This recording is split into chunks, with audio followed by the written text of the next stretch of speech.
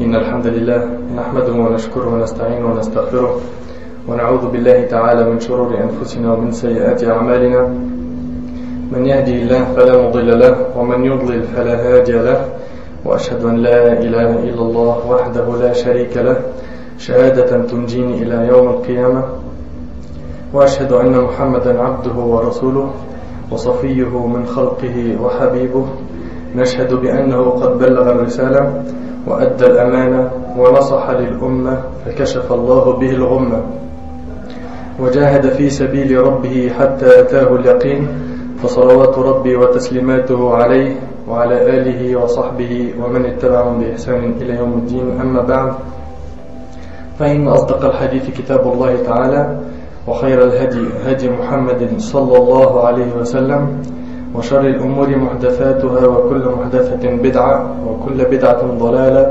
وكل ضلالة في النار. أما بعد. Chers frères, chères sœurs, aujourd'hui mon but avec l'aide d'Allah subhanahu wa ta'ala dans ces quelques minutes, c'est de faire revenir certains frères et certaines sœurs qui ont délaissé l'indélaissable au chemin du paradis.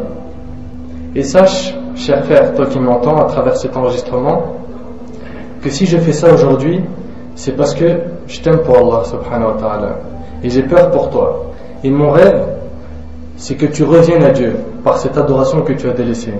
Car j'aime Allah et j'aimerais que tous les êtres humains aiment Allah. Car s'ils aiment Allah, Allah les guidera. Et s'il les guide, il fera de leur demeure finale le paradis. Nas'Allah subhanahu wa ta'ala nakuna min ahli al-jannah. Ô toi qui as délaissé la prière, ô toi qui as délaissé la prière, c'est à toi que je m'adresse aujourd'hui. C'est à toi que je m'adresse aujourd'hui.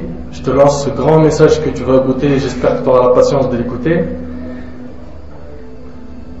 Sois très attentif et écoute-moi très bien. Si je te demande, toi qui as délaissé la prière, que tu sois mon frère ou ma sœur, si je te demande, est-ce que tu aimes Allah subhanahu wa ta'ala, ta réponse sera certainement, bien sûr que j'aime Allah. D'accord. Si tu aimes vraiment Allah subhanahu wa ta'ala, la question que je te pose c'est, pourquoi tu ne vas pas vers lui? Est-ce que c'est logique de dire, j'aime Allah, je ne vais pas vers Allah subhanahu wa ta'ala? Pourquoi refuses-tu de te mettre debout devant lui pour prier? Pourquoi tu ne l'écoutes pas? Pourquoi tu ne veux pas te prosterner pour lui? Mon frère, si tu aimais vraiment Allah, ce que tu aurais aimé le plus, c'est de parler avec lui en prière. Mais hélas, tu me dis que tu l'aimes, mais ce ne sont que des paroles, les actes ne suivent pas. Te fâche surtout pas contre moi, de tout ce que tu vas entendre, car tu vas entendre des choses, on va dire un petit peu drôles, souples, cool, et des choses qui vont te faire un petit peu mal. Mais tout ça, ça n'a qu'un seul but au final, c'est que tu pries, c'est que tu fasses la prière. C'est un ders primordial, ça, c'est un ders très très important, soyez très attentifs.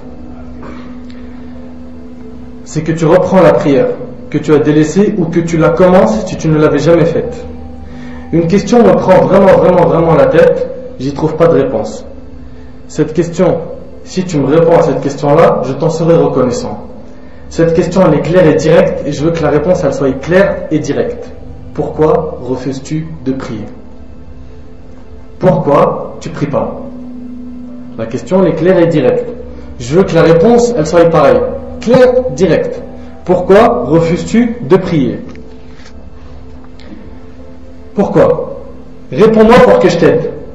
Pourquoi tu ne veux pas faire la prière? Qu'est-ce qui t'en empêche? D'accord. Je ne veux pas que tu me répondes, mais pose-toi la question. Pourquoi je ne prie pas? Les gens qui prient sont-ils mieux que moi? Pose-toi cette question. Est-ce que ceux qui prient sont mieux que moi? On a tous deux mains, deux pieds, alhamdoulilah, on a la santé, tout ça. Qu'est-ce qui te différencie de ceux qui prient? Pourquoi ces gens prient et moi non? Est-ce que tu penses que tu es mieux qu'eux? Tu es mieux que ceux qui prient? Tu te dis, moi je vais me différencier d'eux, comme ça, voilà, je sors du lot. C'est ça? Tu crois ça? Pourquoi refuses-tu de prier? Est-ce que c'est par orgueil que tu refuses la prière? Tu te dis, non, moi je pose pas mon front par terre pour Allah. C'est ça la raison? Tu as de l'orgueil dans le cœur? Non, rassure-moi, tu n'as pas d'orgueil dans le cœur quand même. De l'orgueil dans le cœur envers Allah, c'est la catastrophe. C'est pas possible. Le prophète m'a dit, celui qui a un atome, ça c'est quoi un atome? Plus petit que la poussière, un atome d'orgueil dans le cœur ne verra pas la couleur du paradis. Fais attention. J'espère que c'est pas par orgueil, rassure-moi. Bon, alhamdulillah, ça doit pas être par orgueil. Si ça l'est, c'est la catastrophe totale. La prière, mes chers frères et sœurs, est une obligation qui concerne chaque musulman, homme et femme, riche comme pauvre. Aucune excuse n'est valable pour celui qui néglige de faire sa prière régulièrement. La prière occupe une place qui vient immédiatement après l'attestation de foi. Vous connaissez tous le hadith Buni al-Islam ala khams, selon Ibn Umar radiyallahu anhuma, dans Sahih al-Bukhari Muslim, le prophète m'a dit l'islam est bâti sur 5 piliers. Après l'attestation de foi, qu'est-ce qui vient directement après? La prière, l'accomplissement de la prière. Donc on voit l'importance de la salat. Et le Coran rappelle plusieurs fois un verset qui a été cité comme ça. Wa aqimus salat wa atuz zakat. 12 fois dans le Coran on a Wa aqimus salat wa atuz zakat. Accomplissez la prière, acquittez-vous de la zakat. La prière, c'est un cadeau que notre prophète sallam nous a amené de son long voyage, le voyage nocturne. Quand un voyageur il part, quand il part loin, et qu'il te ramène un cadeau, ça te fait plaisir ou pas? Ça te fait plaisir, surtout quand ça vient d'un pays loin, Malaisie ou autre. Tu dis, il me l'a ramené de loin ce cadeau. Le prophète sallam t'a ramené un cadeau d'au-dessus des 7 cieux, qui est cette prière. Cette prière au début, Allah lui en avait imposé 50. Normalement, on devait prier 50 prières. Après l'allègement, elles ont été réduites à 5 avec la récompense de 50. C'est un cadeau, c'est pas un cadeau. Pourquoi on te ramène un cadeau comme ça et tu le rejettes? Pourquoi on te dit, avec ces prières-là, on te pardonne tes péchés? Tu dialogues avec Allah, tu lui demandes et toi tu dis non, je refuse le dialogue avec Dieu. J'ai pas besoin d'Allah. Tu vas me dire arrête, s'il te plaît, n'abuse pas, dis pas que je dis j'ai pas besoin d'Allah. Montre-moi les preuves. Montre-moi. Moi, pour moi, ça ne suffit pas de dire j'aime Allah. Il faut que les actes suivent. Il faut que les actes suivent. Notre prophète sallam nous a enjoint durant toute sa vie d'être très consciencieux vis-à-vis de cette prière. Même quand il fut dans son lit de mort, il nous a chargé de toujours prendre le plus grand soin de ce pilier fondamental de notre religion. Avant de mourir, le prophète sallam, avant de mourir, regardez ce qu'il avait à la bouche. As-salat, as-salat, wa ma malakat aymanukum. La prière. Et soyez bien envers vos femmes. Subhanallah, c'est son souci jusqu'à sa mort. Il est dans l'agonie et il dit as-salat, as-salat. Et on voit dans notre communauté, as-salat, ça veut dire mets derrière ton dos. As-salat, c'est pas pour maintenant. On va voir ensemble, Inch'Allah, les excuses non valables qu'on entend tous les jours et comment y répondre. Moi aujourd'hui, je t'ai dit, mon but, c'est que tu fasses la prière. Et bien sûr, moi, j'ai aucun pouvoir. Je n'ai que des paroles. Après, at-tawfiq, il vient d'Allah, subhanahu wa ta'ala. La guidée ne vient que d'Allah. Il ne faut pas penser que mes paroles vont te transformer. Mes paroles ne font que 3% du changement de l'être humain. 97% se fait de nous-mêmes. Il ne faut pas penser qu'en venant à la mosquée et en écoutant, je vais transformer des personnes. Ou l'imam de la mosquée va, avec une baguette magique, te transformer en pieux. Non, il faut que tu fasses des efforts. Il faut que tu fasses des efforts. As-salat, as-salat. Il recommande de s'attacher à la prière et d'être bon envers nos femmes. Chers frères et chères sœurs, la prière c'est un plaisir. Le musulman qui goûte à la foi, quand il prie, il sent que c'est un plaisir. Les meilleurs moments pour lui dans la journée, c'est les moments de la prière. Ses rendez-vous, il les donne en regardant les heures de la prière. Ses déplacements, il ne les fait que quand il voit, tiens, il y a quoi? Ah, faudra que je fasse attention, dors, tac, asr. C'est pas il y va et dit j'ai pas eu le temps parce que j'étais à Châtelet en train de faire les soldes ou j'étais à la bibliothèque, à la BNF, j'ai pas eu le temps de faire mes prières. Non, il calcule ses sorties en fonction des prières. Pourquoi? Le rendez-vous avec Dieu est primordial. Cette personne, elle connaît réellement la place qu'Allah subhanahu wa ta'ala occupe dans le cœur. Et les autres, hélas, pas assez. Pas assez. Juste la parole. Parlez aux convertis qui sont autour de vous. Ils vont vous dire que la prière c'est un plaisir. C'est un plaisir. J'en connais un en particulier, il s'appelle Amin. C'est une histoire que j'ai vécue. C'est pas j'ai entendu, non. C'est une personne que j'ai vue, j'ai parlé avec lui et il me l'a raconté. Il m'a raconté que la cause de sa conversion, vous savez c'était quoi? avant de vous dire c'était quoi, c'était un juif. Ce jeune-là, il dit que voilà, il fréquentait un groupe de jeunes, c'était des rappeurs, ils chantaient dans des studios, donc il allait avec eux et vous savez, comme tous les jeunes, le ramadan dès qu'il vient, tout le monde se calme, tout le monde se dirige vers la mosquée. Même si toute l'année ça va pas, le tarawih, en particulier la prière de tarawih qu'on prie avec l'imam, c'est plus obligatoire pour les jeunes que les 5 prières. C'est ce qu'on voit. Hein. Donc ils sont partis faire tarawih et ce jeune-là, il les accompagnait à la mosquée et il les attendait tout le temps 1 heure à peu près dehors dans le froid. Et un jour, il y en a parmi eux, il leur dit vas-y, rentre avec nous, pourquoi tu restes dehors? Et alors, t'es juif, ça fait quoi? Vas-y, rentre. Il leur a dit vas-y, je rentre. Ils lui ont dit allez, fais tes ablutions comme nous. Il a dit c'est quoi les ablutions? Eux, ils n'avaient aucune connaissance religieuse, hein. Mais ils ont parlé comme ça, avec leur nature saine, la fitra. Viens faire tes ablutions. Il a fait ses ablutions, allez, viens prier avec nous. Ça sert à quoi de rester? Fais comme nous, vas-y, vas-y. Il les aimait tellement qu'il a fait comme eux. Et il arrive au moment de la prosternation, il ne veut plus bouger. Allahu Akbar. Eux, ils bougent, ils sont là, debout, recours, et lui, dans la prosternation, il ne bouge plus. Et à la fin de la prière, ils lui ont dit qu'est-ce qui t'est arrivé? Il leur dit il y a un secret quand tu as ton front posé par terre, là, c'est un truc bizarre. Vous ne sentez pas, non? Il y a un truc fort. Et vous savez ce qu'il a dit le prophète sallallahu alayhi wa sallam? Il a dit aqrabu ma yakunu al-'abdu li rabbih wa huwa sajid. Le moment où l'être humain est plus proche de son Seigneur, c'est quand il est prosterné. C'est là le moment le plus important de la prière. Il faut se concentrer, demander à Allah Azza wa Jalla, tout ça. Et lui, il a dit j'ai senti quelque chose de vraiment incroyable. On dit vas-y, arrête de dire n'importe quoi, allez, vas-y, viens, on y va. Ça fait, tu vois, si j'avais un peu de bagage, ils auraient pu lui dire ce hadith, il aurait débloqué quelque chose. D'où l'importance d'apprendre la religion. Alors il parle, et un jour, il y en a un, il lui explique, il lui parle un petit peu de religion.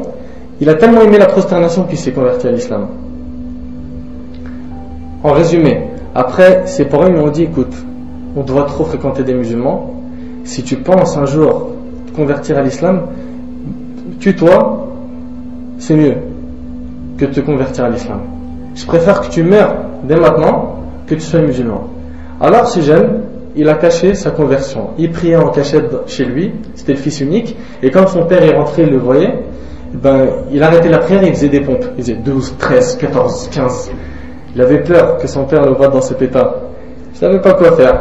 Et il faisait des doigts, des invocations. Toute la nuit, il disait Ya Allah, guide mes parents. Illumine leur cœur avec la lumière de la foi.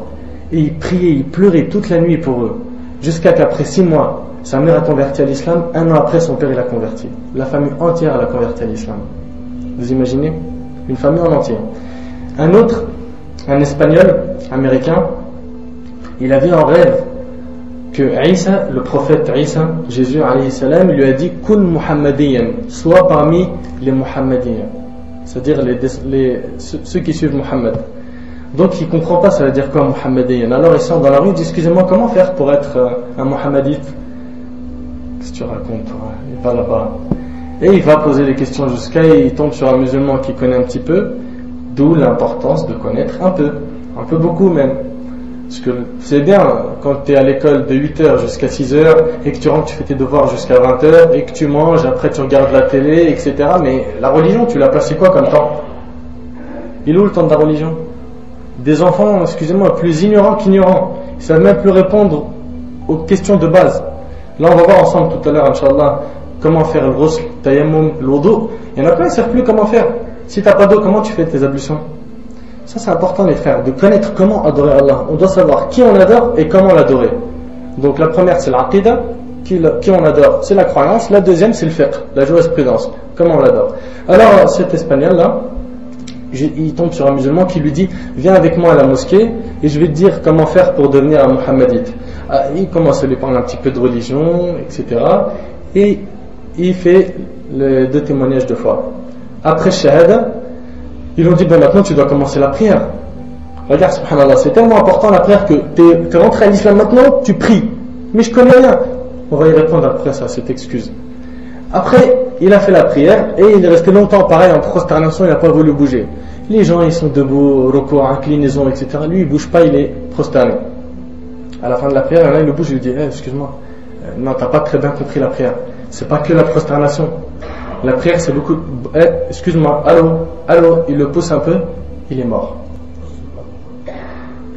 Ça, c'est une bonne fin. C'est comme ça qu'on aimerait mourir, les frères. Pas sur MSN. Pas en train de chatter avec des filles sur Internet. Pas en train de regarder des vidéos en cachette haram sur Internet. Pas en train de perdre du temps. Pas en train de regarder des mauvaises choses. Et en train de parler avec une fille au téléphone, dire du haram, en train d'écouter de la musique. Non, nos morts qu'on souhaite, c'est ça. C'est celle-là et pas d'autres. Donc eux, ils vous disent, c'est reconverti quand vous parlez avec eux, c'est un plaisir. Vous les croyez ou vous les croyez pas? Donc c'est qui doit vraiment revoir sa foi et ses pratiques? C'est toi ou c'est eux? C'est toi. C'est toi. Si toi t'arrives pas à capter ce plaisir dans la prière, donc il y a un entraînement, il y a des efforts à faire. Maintenant, je continue avec cette question. Pourquoi refuses-tu de prier? Pourquoi? Dis-moi pourquoi, pour que j'arrête de dire pourquoi. Pourquoi refuses-tu de prier? Réponds-moi. Wallah, moi je suis triste, très triste, quand je vois une personne qui prie pas. J'étais chez des amis il n'y a pas longtemps, et les parents, je leur dis comment il va votre fils, ça va très bien, alhamdulillah. Il fait la prière? Non, Inch'Allah, Rabbi yahdi.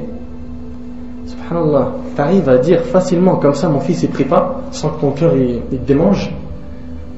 Un père et une mère qui disent mon fils il prie pas, subhanallah, moi ça m'a fait quelque chose. Allah yahdihum. J'ai peur pour toi, Akhil Karim. Prie, rattrape-toi avant qu'il ne soit trop tard, et que tu regrettes le jour où le regret ne sera plus d'aucune utilité. Les gens demanderont une deuxième chance. Après avoir raté leur vie dans ce bas monde, ils vont demander une deuxième chance. Qu'est-ce qu'ils vont dire? Dans Surat Al-Mu'minun, Allah subhanahu wa ta'ala dit dans Surat Al-Mu'minun, les croyants, Surat 23, versets 99 et 100, يقول سبحانه وتعالى بعد أعوذ بالله من الشيطان الرجيم حتى إذا جاء أحدهم الموت قال رب ارجعون لعلي أعمل صالحا فيما تركت كلا إنها كلمة هو قائلها ومن ورائهم برزخ إلى يوم يبعثون. Puis lorsque la mort vient à l'un d'eux, Allah dit, puis lorsque la mort vient à l'un d'eux, il dit, mon Seigneur, fais-moi revenir sur terre afin que je fasse du bien dans ce que je délaissais. Tu vois, Allah il dit qu'il y a des gens qui vont demander une deuxième chance. Tu veux faire partie de ces gens-là? Parce que si tu veux en faire partie, regarde la réponse. Fais-moi revenir afin que je fasse du bien dans ce que je délaissais. Allah va répondre non. C'est simplement une parole qu'il dit. Derrière eux, cependant, il y aura une barrière. Cette barrière, c'est la tombe, jusqu'au jour où ils seront ressuscités. Et le prophète sallallahu nous a informé que la tombe, c'est la première station du jour du jugement. Premier arrêt, tu t'arrêtes là, imma jannah wa imma nar. La tombe, c'est soit une porte du paradis, soit une porte de l'enfer qui s'ouvre. Faut pas penser que tu seras dans le noir, il n'y a rien, il ne se passe rien, tu es en salle d'attente jusqu'au jour dernier. Non, ça commence dès que tu rentres dans ta tombe. Profite mon frère de ta vie, profite bien, car wallahi les années passent très vite. D'un seul coup tu as 40 ans. Et tu te dis, comment ça se fait, j'ai 40 ans mais on m'a volé ma vie. On m'a volé ma vie. C'est pas possible, les années sont passées trop vite.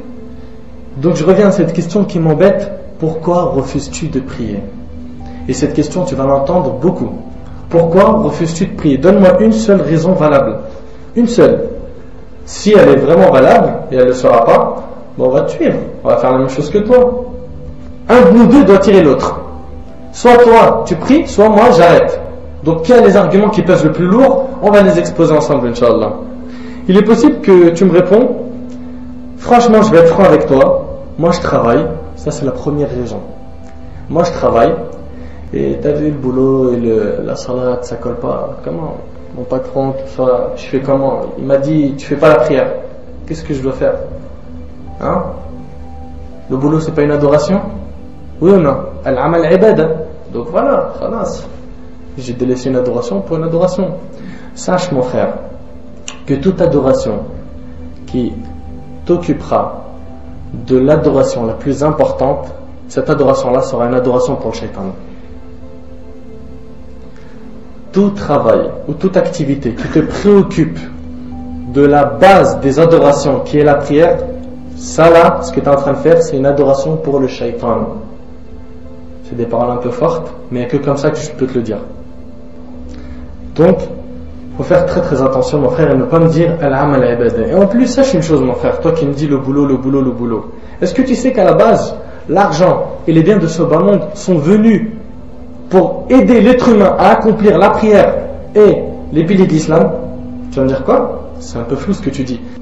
Les biens sont venus pour nous aider à adorer Allah subhanahu wa ta'ala. Allah subhanahu wa ta'ala dit dans le hadith divin, le hadith al-Qudusi, et ce hadith il est dans Sahih al-Jami', Inna anzalna al-mal li-iqamati as-salat wa ita'i az-zakat. Nous avons fait descendre les biens de ce bas monde, afin que soit accomplie la prière et soit acquittée la zakat. T'as compris pourquoi maintenant Allah subhanahu wa ta'ala t'a donné des biens? Il t'a donné des biens pour que tu puisses l'adorer. Il t'a donné des biens pour que tu pries, pour que tu t'acquittes de ta zakat, pour que tu fais ton hajj. Pas pour que tu dises al-amal ibadah et tu pries pas.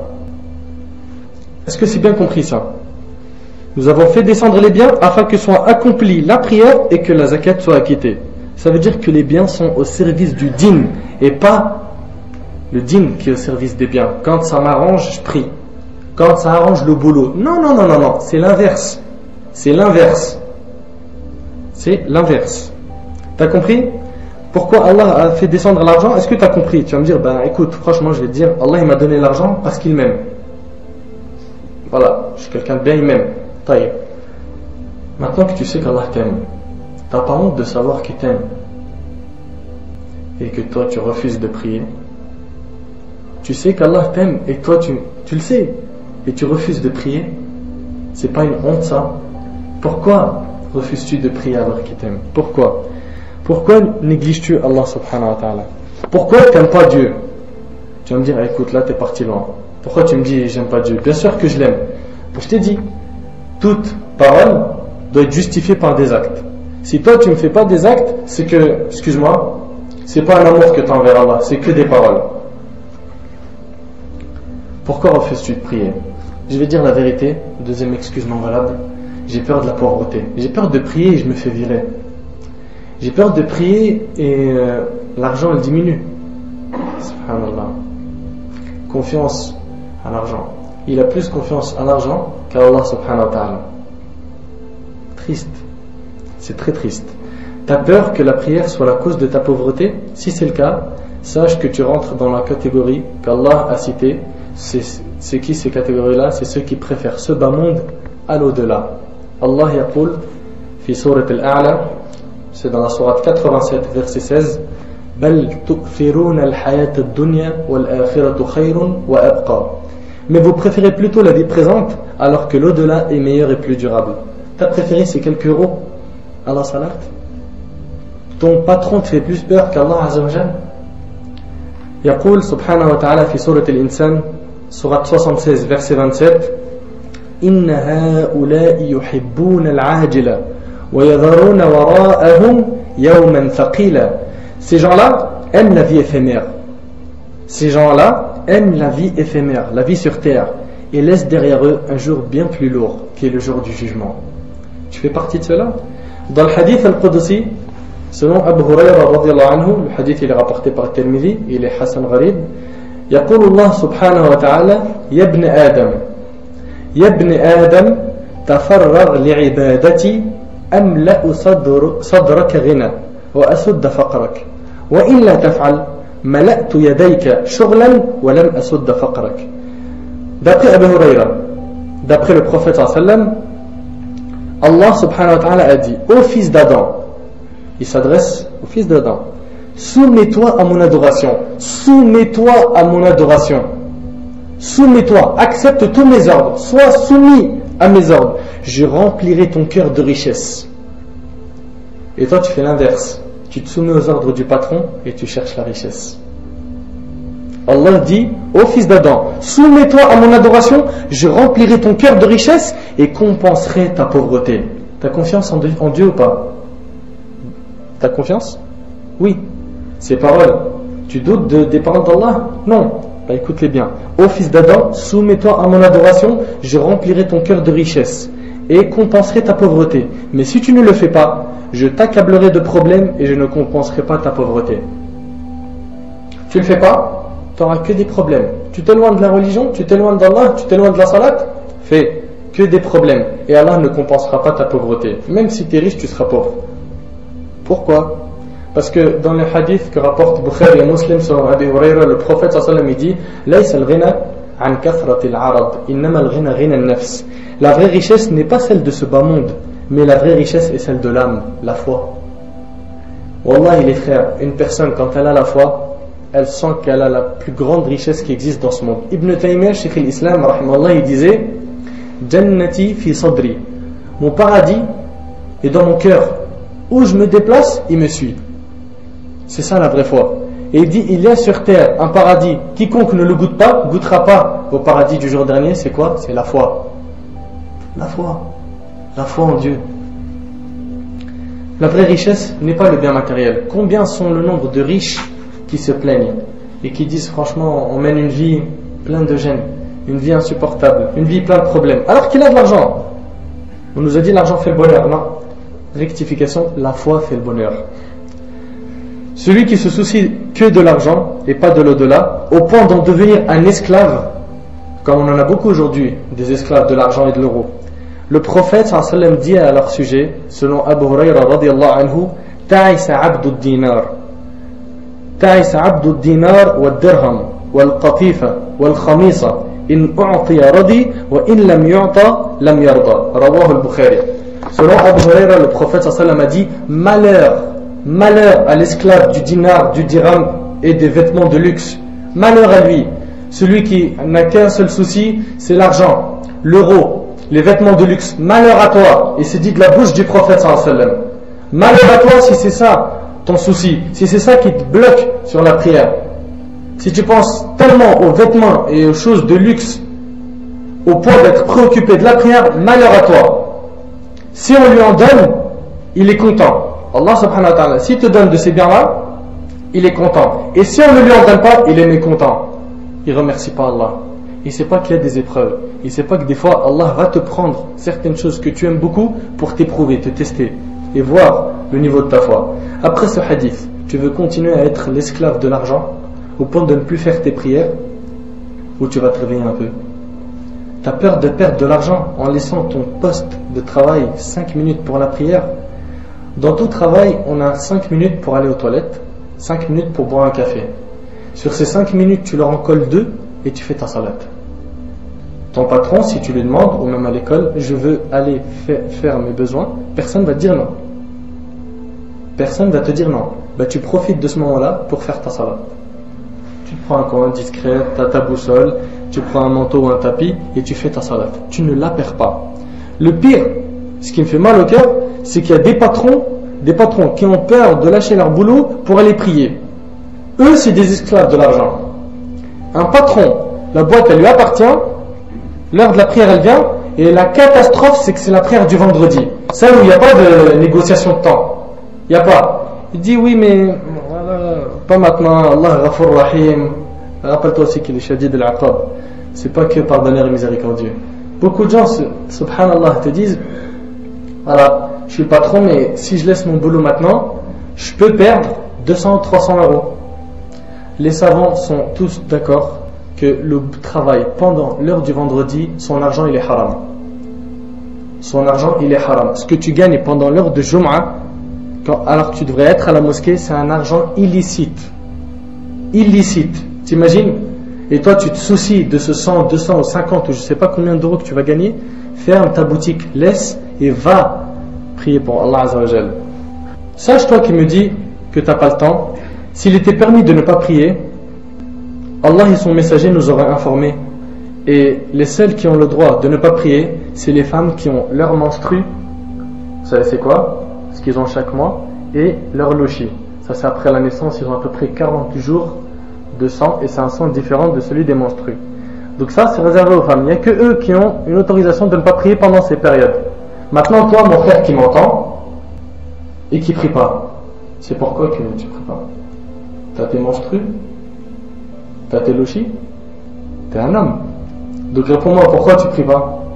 En dehors de ces deux causes, pas de raison valable. Donc toi qui m'entends, tu es un homme et tu refuses de prier, c'est la honte. Wallahi c'est la honte. Vous savez, même le combattant, al-mujahid, celui qui combat dans la terre où il y a la guerre, il ne lui a pas été permis de délaisser la prière. Dans Ghazwat Dhat al-Riqa, en l'an 4 de l'Hégire, dans un hadith que rapporte Bukhari et Muslim, il y a plusieurs versions sur la description de cette prière. Parmi elles, le prophète sallallahu alayhi wa sallam, pendant les combats, vous savez comment il faisait la prière? Déjà, il faut savoir que les combats se faisaient dans des villes lointaines, tout ça, ou c'était des voyages dans d'autres pays. Donc, il priait déjà les prières de voyageurs. C'est-à-dire que la prière de 4 unités, elle devenait 2 unités. Le prophète sallallahu alayhi wa sallam, dans la bataille de Dhat al-Riqa, il a laissé une partie des musulmans combattre et l'autre partie prier avec lui la salat pendant le djihad. La première raka'a, ils l'ont accompli avec le prophète sallam, et dès qu'il s'est levé, ils ont fait salam, ils sont partis combattre, et l'autre partie de l'armée est venue faire la deuxième raka'a avec le prophète sallam, pour qu'une partie protège les musulmans pendant qu'ils prient. Et c'est comme ça que le prophète m'a fait pendant le combat. Donc excuse-moi s'il te plaît, si pendant le combat tu n'as pas le droit de la délaisser et que l'armée elle est en face de toi, toi qui es chez toi, chauffage, Nesquik, Danone, Danao, et qui refuse de faire la prière, tu as raison toi devant Allah Azzawajal, tu vas lui dire quoi le jour du jugement quand tu vas dire pourquoi tu as refusé de faire la prière? Pourquoi? J'étais sur un SM? Je te dis que celui qui est au combat il n'a pas le droit de la délaisser. Il est dans le combat, il doit faire la prière. Et toi tu me dis, en plus ce qui m'impressionne, c'est que tu me dis t'as pas le temps. Si demain on te dit Gad Elmaleh, vous savez tous c'est qui? Gad Elmaleh t'invite en privé chez lui. Et tu vas passer une journée complète avec lui. Tu vas regarder comment il prépare, comment il fait ci, comment il fait ses blagues, etc. Il va même t'inviter dans une soirée à un spectacle, je sais pas quoi. Tu vas pas dormir toute la nuit. Demain je vais rencontrer Gad Elmaleh. Tu vas appeler toute la terre, leur dire demain vous savez je vais où? Je vais voir Gad. Tu vas t'habiller de la meilleure manière. Quand tu vas aller le voir, tu vas souhaiter rester le maximum de temps possible et pouvoir poser des questions. Je prends un exemple comme ça parce que je sais que les jeunes ils l'aiment. J'aurais pu prendre un autre exemple, mais bon, la sécurité pour moi et la précaution c'est lui.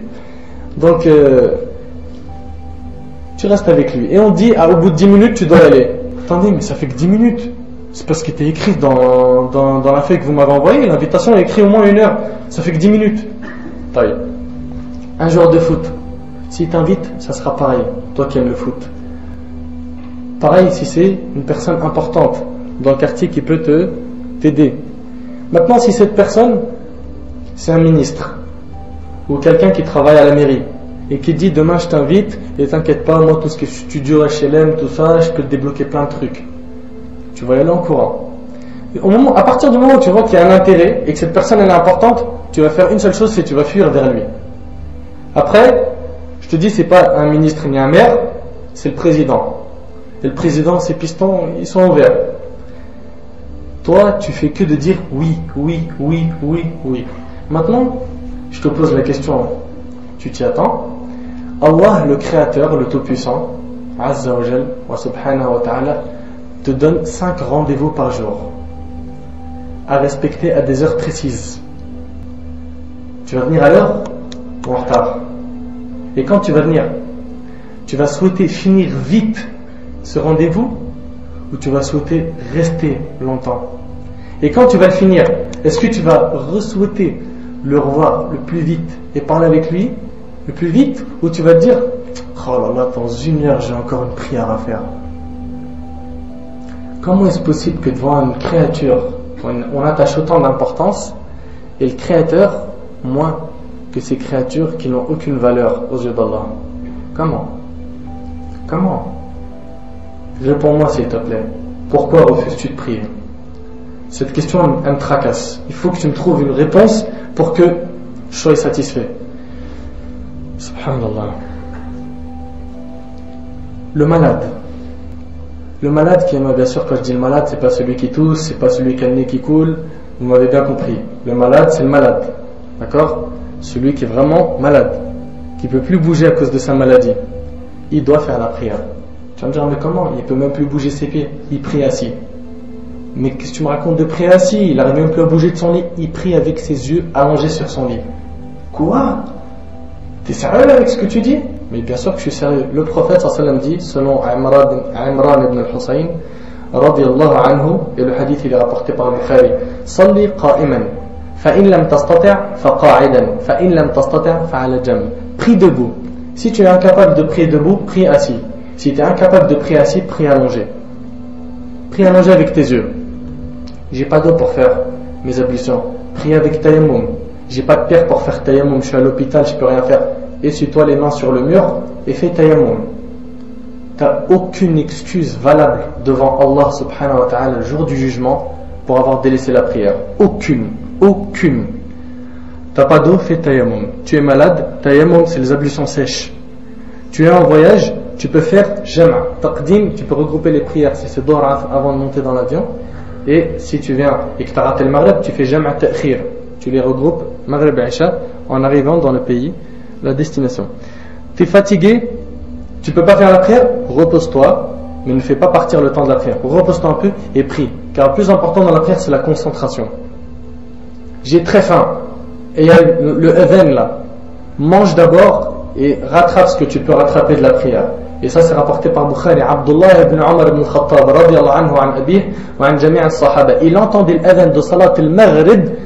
La nourriture avait été mise à table, il mangeait d'abord et après il allait faire la salat. Est-ce que tu as bien compris que seuls ceux qui ont leur menstru et leur lochi ne prient pas? À part ça, un musulman qui ne prie pas, c'est la catastrophe. La catastrophe. فرغ رسول الله صلى الله عليه وسلم من أمر صلاة الصبح فوجد في آخر المسجد رجلين فناداهما فأقبل يرجفان فقال رسول الله صلى الله عليه وسلم لماذا لم تصليان ألستما برجلين مسلمين. Le prophète صلى الله عليه وسلم dans un hadith que rapporte Ahmed, Abu Daoud et Nasa'i, après avoir terminé la prière de Subh, il se retourne, il voit deux hommes tout au fond qui n'ont pas prié avec eux à la mosquée, en groupe. Il les appelle, ils sont venus tremblants de peur. Il leur a dit, qu'est-ce qui vous a empêché de prier avec nous?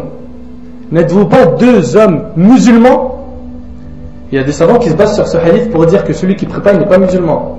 Parce que le prophète il a bien souligné, n'êtes-vous pas deux hommes musulmans? Un musulman qui ne prie pas, ça n'existe pas. Un musulman, il prie. C'est une obligation. Tu peux pas me dire je suis musulman et voilà, non pratiquant. Ça existe chez nous, ça, non pratiquant. Ça existe, non pratiquant et pratiquant. Musulman ou pas musulman. Donc, tu es musulman, tu dois prier. Et ton excuse de manque de temps n'est pas valable. N'est pas valable. En plus, subhanallah, le temps pour regarder la télé, t'en trouves ou pas? Le temps pour la PlayStation, t'en trouves ou pas? Le temps pour écouter de la musique, le temps pour sortir avec tes amis et perdre du temps, le temps pour aller voir des filles, le temps pour aller au cinéma, le temps pour aller. Tout ça, t'arrives à le trouver. Mais quand il s'agit de Dieu, le Créateur, t'as pas 5 minutes pour lui. Il mérite pas 5 minutes, Allah? Toi qui m'entends, Allah il mérite 5 minutes ou pas de ton temps? Toutes les 2-3 heures, on va dire, intervalle de temps. Troisième excuse non valable. Pourquoi tu pries pas? T'inquiète pas, Inch'Allah, je vais prier, mais quand Allah me guidera. Inch'Allah, Rabbi yahdi. Rabbina yahdina wa salli. Qu'est-ce que c'est chou d'entendre des choses comme ça. Il me dit, quand Allah me guidera. Ok. Et moi je lui dis, tu demandes à une personne, pourquoi tu pries pas? Il dit, Allah me guidera. Moi je lui dis qu'Allah ne donne la guidée que quand on la demande. La guidée c'est une chose qui se demande. Lui il va me dire, non, excuse-moi, la guidée c'est pas une chose qui se demande. Regarde Allah, qu'est-ce qu'il dit? Et il utilise un verset pour débattre. Dans Surat Ibrahim, la Surat 14, verset 4, Allah subhanahu wa ta'ala dit فَيُضِلُّ اللَّهُ مَنْ يَشَاءُ وَيَهْدِ مَنْ يَشَاءُ. Allah égare qui il veut et guide qui il veut. Donc voilà, tu vois mon frère, ça ne m'appartient pas. Allah il égare qui il veut et il guide qui il veut. Si ça m'appartenait la guider, ben voilà, j'aurais fait la prière.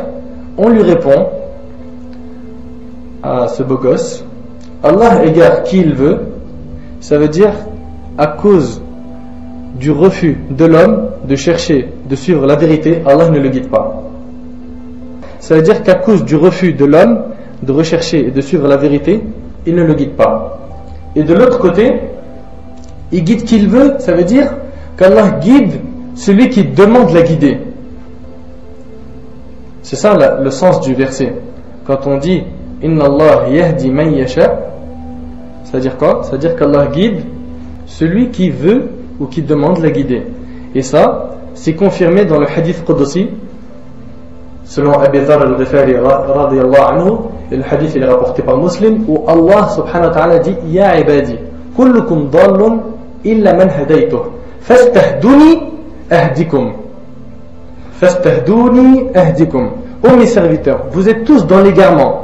Allah il dit, ô mes serviteurs, vous êtes tous dans l'égarement à l'exception de ceux que j'ai mis sur la bonne voie.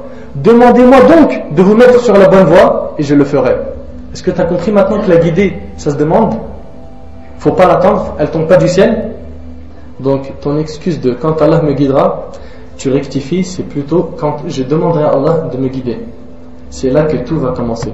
Et tu dois le faire vite, car tu garantis pas une bonne fin si tu continues comme ça. Quatrième excuse non valable, pourquoi tu pries pas? Franchement, je vais être franc avec toi, j'ai la flemme d'enlever mes chaussures. Faire les ablutions, enlever les chaussures, c'est pas facile. 5 fois par jour, je dois, bon, allez, le matin non, mais 4 fois par jour, je dois enlever les chaussures pour faire les ablutions. T'imagines un peu? Oh là là. Ça y est. Donc c'est quoi ta solution? Ben, quand je rentrerai chez moi, je ferai la prière. Donc ton souci, c'est d'enlever tes chaussures. C'est ça. Ben moi je te dis, n'enlève pas tes chaussures. Fais tes ablutions et fais mash sur les chaussures. Quoi? T'as dit quoi? Mash, c'est-à-dire que j'essuie mes mains sur les chaussures? T'es sérieux là dans ce que tu dis? Je vais t'apporter des preuves, juste un petit peu de patience. Juste un petit peu de patience. Je suis pas venu m'asseoir ici pour inventer des histoires. Je suis venu vous dire Qala Allah, Qala Rasul sallallahu alayhi wa sallam. Donc, tu peux faire mash sur les chaussures. Ça veut dire que tu mouilles ta main et tu passes tes mains en haut de tes chaussures, pas en bas. En bas, c'est une erreur. Beaucoup de gens le font, même sur les chaussettes, on passe juste en haut. Et Inch'Allah, on aura des cours sur ça en détail. Tu vas me dire, mais tu dérailles, mon frère. J'ai jamais entendu ça de ma vie. Et j'aime bien cette phrase, j'ai jamais entendu. On dirait qu'il a tout entendu dans sa vie. Il a lu 1000 livres. Et 1000, c'est peu, hein. Parce qu'on lit les savants, c'est incroyable. Je te dis, fais mash sur les chaussures à condition d'avoir fait tes ablutions avant de mettre tes chaussettes et chaussures. Et ça, c'est autorisé 5 fois à partir des premières ablutions. Tu pries Fajr, ensuite tu mets tes chaussettes en état de pureté, après tu mets tes chaussures. Là, il t'est autorisé de faire mash dessus jusqu'au prochain Fajr. Même si tu dors entre temps, car le sommeil annule les ablutions, mais pas le mash. Et ça, on aura des cours sur ça, Inch'Allah. Et tu as même le droit, je pousse un peu le bouchon un peu loin, de prier avec tes chaussures. Quoi?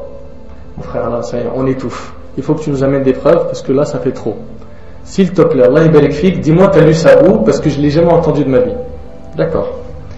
Je vais te dire ces trucs de ouf, comme tu me dis. C'est quoi leur source?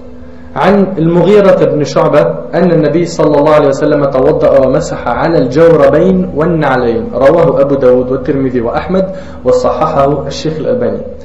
Selon Al-Mughira ibn Shu'ba, le prophète sallam a fait ses ablutions et au moment où il est venu à ses chaussures, il a fait masaha ala al-jawrabayn. Une fois il a fait masah, c'est-à-dire qu'il a passé ses mains au-dessus des chaussettes, al-jawrabayn wa an-na'layn, et une fois sur les chaussures.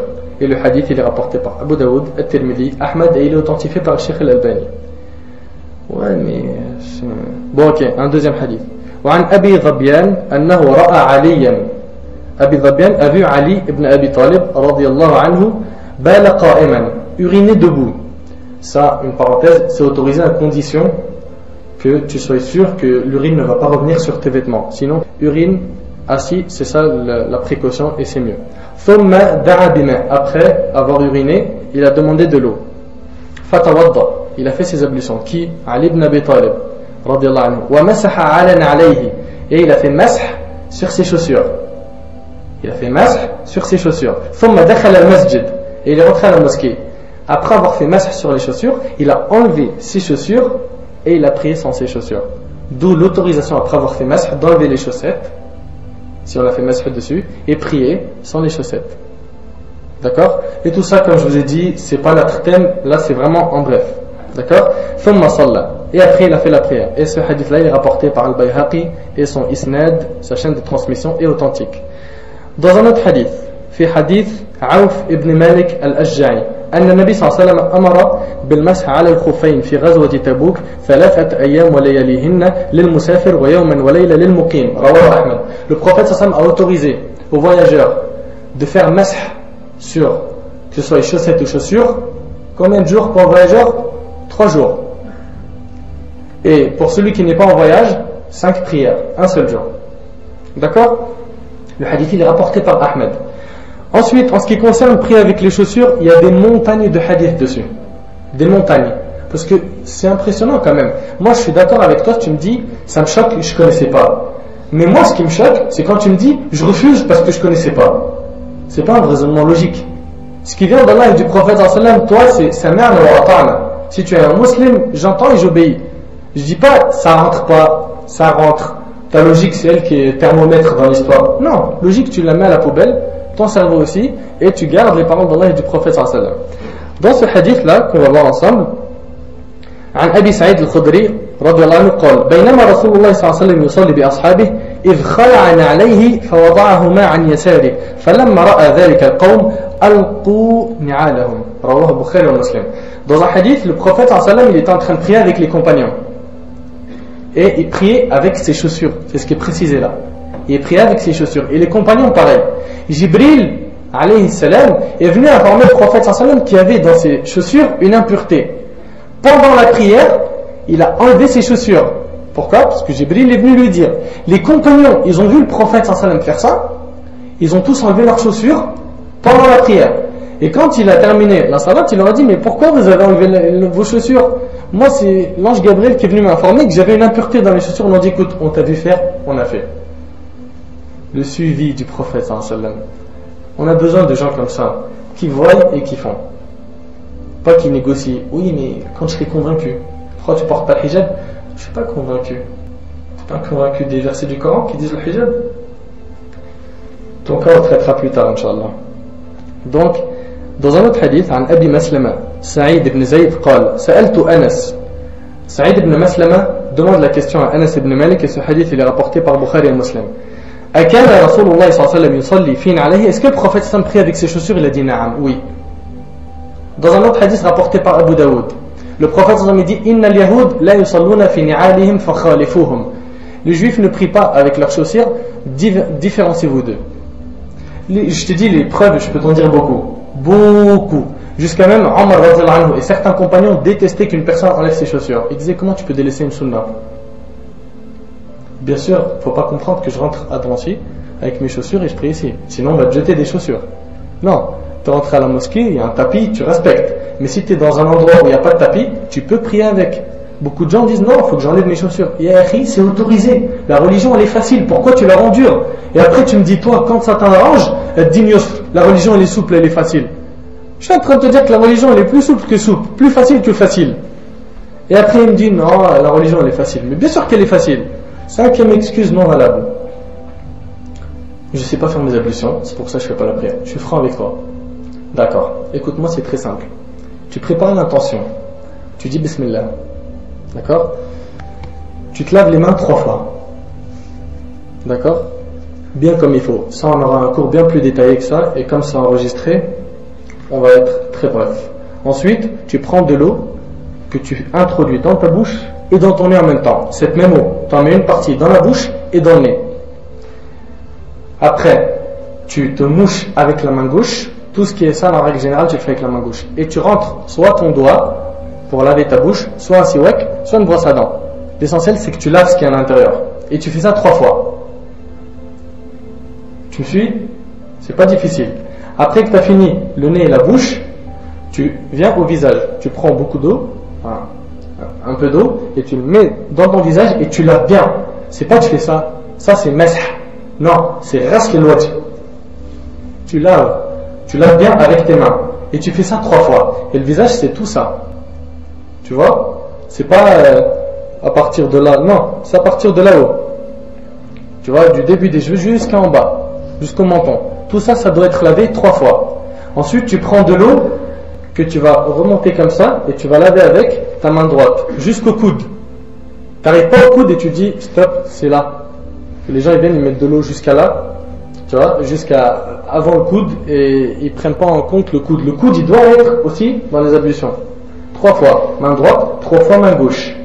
Tu as fini ça, tu prends de l'eau, tu passes tes mains sur tes cheveux, allez, retour, et avec cette même eau, il est possible que tu remettes une eau pour tes oreilles, mais tu peux avec cette même eau nettoyer après tes oreilles. Tu introduis 2 doigts dans tes oreilles et 2 doigts à l'extérieur, et tu laves à l'intérieur et à l'extérieur. Une seule fois les cheveux, tu fais aller-retour, et une seule fois les oreilles. Ensuite, il ne reste plus que les pieds. Tu fais ton pied droit, tu le laves très très bien avec ta main gauche, tu le laves très bien jusqu'au talon. Le talon pris en compte. Il ne faut pas délaisser le talon et faire juste le haut du pied. C'est comme le coude aussi. On prend le coude. Tu fais bien pied droit, tu le laves bien, pied gauche. Tu as fini ça, tu dis Ashhadu an la ilaha illallah wa anna Muhammad abduhu wa rasuluh Allahumma ij'alni min at-tawwabin wa ij'alni min al-mutatahhirin. Hadith il est rapporté par Bukhari et Muslim. Tu dis ça, les 8 portes du paradis sont ouvertes pour toi. Subhanallah. Tu as dit ça, les 8 portes du paradis sont ouvertes. Tu as vu comment le paradis il est facile? Tu fais tes ablutions. Ça y est, c'est terminé. Les 8 portes sont ouvertes. Et le prophète sallallahu alayhi wa sallam a dit La yuhafiz ala al-wudu illa al-mu'min. Ne garde ses ablutions en permanence qu'un croyant. Et le hadith il est rapporté par Malik dans le Muwatta. C'est-à-dire que le musulman doit tout le temps refaire ses ablutions. Il ne se dit pas ouais je les ai refais-les mon frère, c'est une lumière que tu rajoutes pour toi le jour du jugement, et à chaque fois que tu fais tes ablutions, qu'est-ce que tu fais? Tu fais tomber les péchés de chaque organe que tu laves. Tu laves le visage, tu fais tomber les péchés des yeux, de la bouche, des oreilles, etc., etc., etc. Tu laves les mains, tu laves les pieds, tout ça tu es en train de laver les péchés de ces organes-là. Le prophète sallallahu alayhi wa sallam a dit Dieu efface grâce à elle, il y a les ablutions, tous ses péchés. Le hadith il est rapporté par Al-Bazzar, Al-Tabarani. Donc maintenant que tu sais comment faire ces ablutions-là, prends 5 minutes pour faire ta prière. À tout casser, toutes tes prières avec les ablutions vont prendre quoi? Une demi-heure dans ta journée? Là je te répète, Allah ne mérite pas une demi-heure sur tes 24. Il t'a tout donné. La santé, l'argent, la famille, etc. Le toit, le chauffage, la nourriture. Et toi tu veux pas lui donner 30 minutes par jour? C'est beaucoup pour lui? Tu estimes que c'est beaucoup? Sois reconnaissant mon frère et ne sois pas ingrat. 6e excuse, et celle-là on l'entend beaucoup. La prière, si tu veux savoir pourquoi je la prie pas, c'est parce qu'elle est lourde, c'est un fardeau. Franchement j'ai envie de prier mais c'est lourd la prière quand même. C'est lourd, j'arrive pas. Cette personne te dit, moi j'aime la prière, j'ai envie de faire la prière, mais la prière elle est lourde. À chaque fois que j'ai envie de la faire, il y a quelque chose qui m'en empêche, j'arrive pas à la faire, c'est pas facile, franchement je te dis la vérité, c'est pas facile. En plus on est en France, on est en 2009, je sais pas quoi, il te fait rentrer à droite, à gauche, tout ça, je sais pas quoi. Internet il est passé à la fibre optique, etc., etc. Des trucs qui n'ont aucun rapport, hein. Et tu lui dis d'accord. Ça c'est très facile, ce que tu viens de dire, il faut juste que tu m'écoutes. Cette prière, est-ce que tu es d'accord avec moi mon frère, toi qui dis qu'elle est lourde, que la prière c'est pas un cancer? C'est un cancer la prière? Non. C'est pas le sida? Non. Clair et net, non. Taille. Mais par contre, délaisser la prière, c'est pire que d'avoir le cancer et le sida. Ça, c'est un grand problème. Celui qui la délaisse, c'est pire que d'avoir ces grandes maladies-là. Tu dis que la prière est lourde, elle est lourde. Je vais essayer de te l'alléger un petit peu en te disant que tu es un serviteur d'Allah. Un serviteur d'Allah, tu sais ça veut dire quoi? Ça veut dire que tu lui appartiens. Inna salati wa nusuki wa mahyaya wa mamati lillahi rabbil alamin. Mes prières, mes actes de dévotion, ma vie et ma mort appartiennent à Allah. Tu appartiens à Dieu. À partir du moment où tu sais que tu appartiens à Dieu, ça veut dire que tu n'es pas libre de faire ce que tu veux.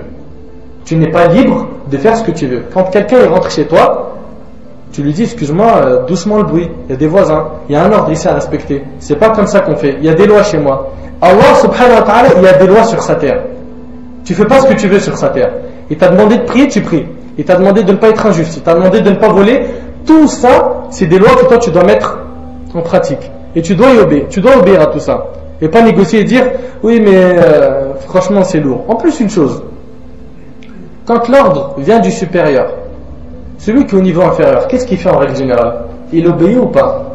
Le patron quand il dit excuse-moi s'il te plaît, je veux que après la prière tu viennes me ramener ton disque dur. Tu vas lui dire oui ou pas?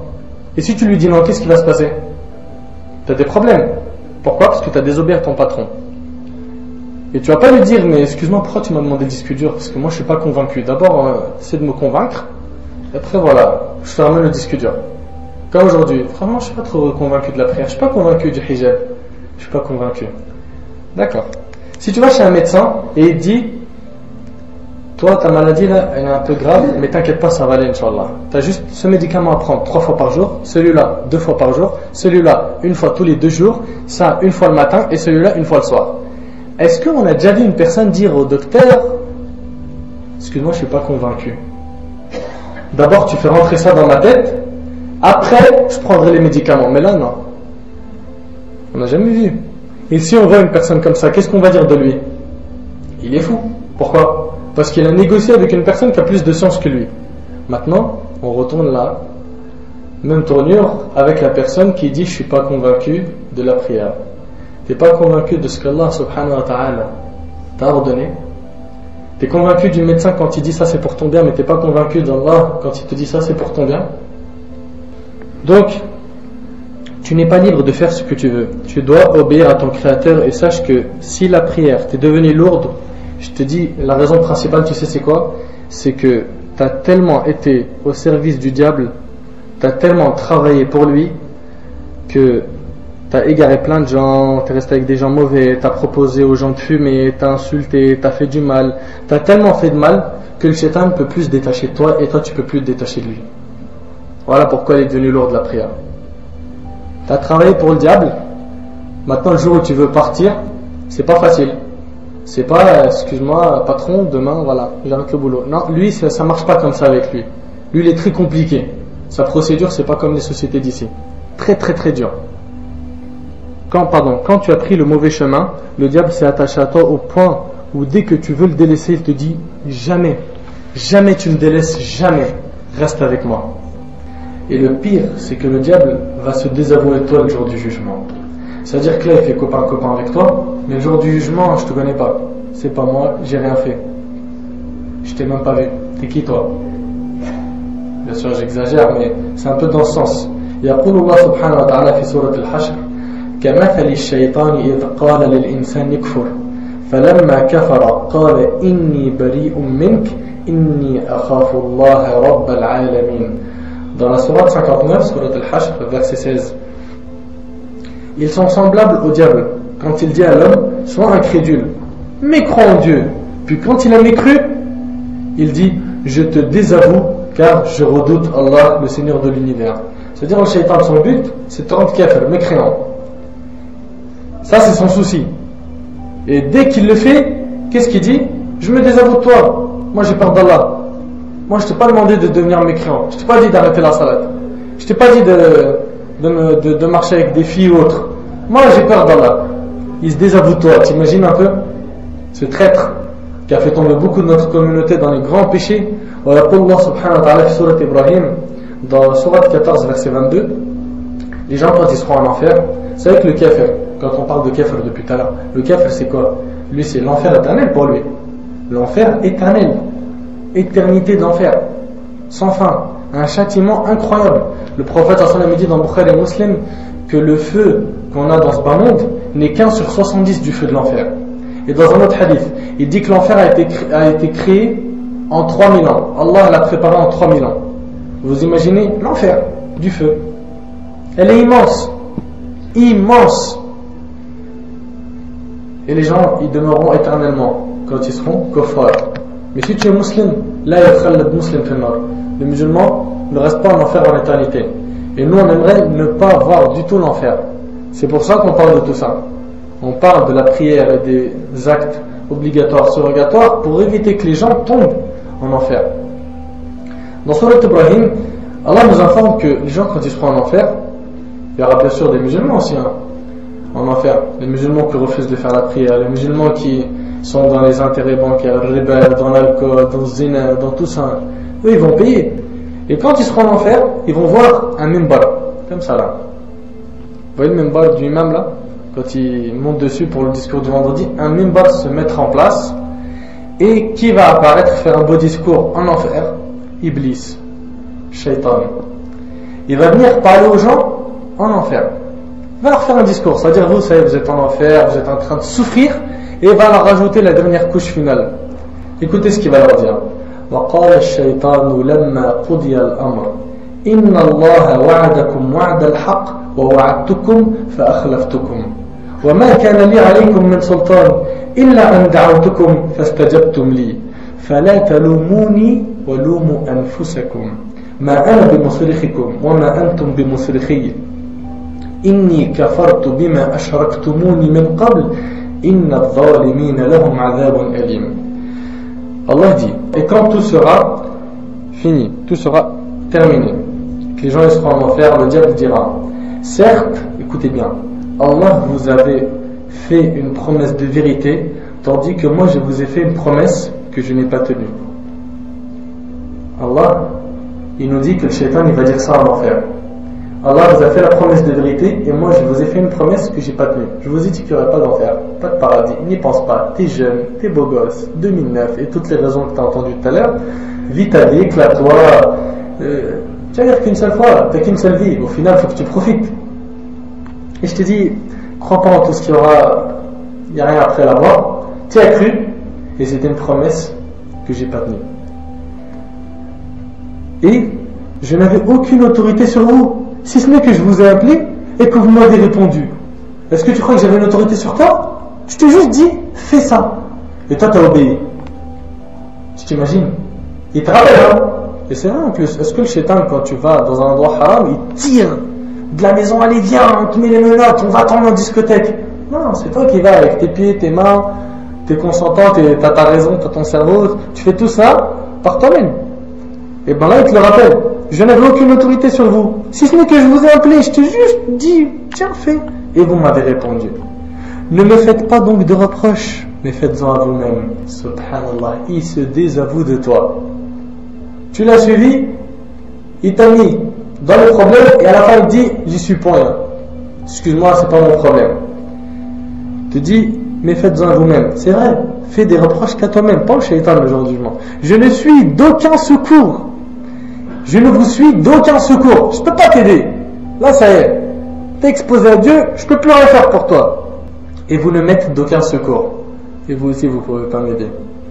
Je vous renie de m'avoir jadis associé à Allah. Certes, un châtiment douloureux attend les injustes. Qu'est-ce que tu en penses de ça? Qu'est-ce que tu en penses? Donc, c'est le diable qui est la cause de tous nos péchés. Désavouons-nous de lui avant qu'il se désavoue de nous. Fuyons cet ennemi. Déclaré, Allah subhanahu wa ta'ala dit dans Surat al-Isra, Surat 17, verset 53, Inna shaytana kana lil insani aduwan mubina. Le diable est certes pour l'homme un ennemi déclaré. On sait que c'est un ennemi déclaré. On sait que c'est lui la cause de tous nos problèmes. On sait que c'est à cause de lui qu'on a délaissé la prière.